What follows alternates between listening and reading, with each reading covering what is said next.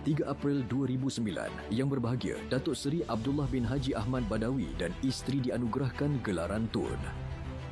Pada hari ini dalam tahun 2009, yang berbahagia Datuk Seri Abdullah bin Haji Ahmad Badawi, mantan Perdana Menteri, dianugerahkan darjah kebesaran Seri Maharaja Mangkunegara SMN yang membawa gelaran Tun oleh Kebawah Duli Yang Maha Mulia Al-Wathiqu Billah Sultan Mizan Zainal Abidin Ibni Almarhum Sultan Mahmud Al-Muqtafi Billah Shah yang di-Pertuan Agong di Istana Negara, Kuala Lumpur.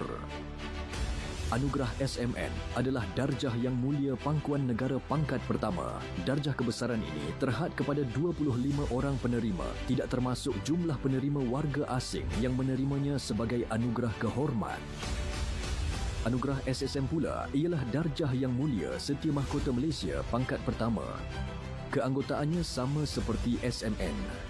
Pemberian darjah kebesaran ini adalah bagi mengiktiraf dan menghargai jasa kedua-duanya kepada pembangunan negara.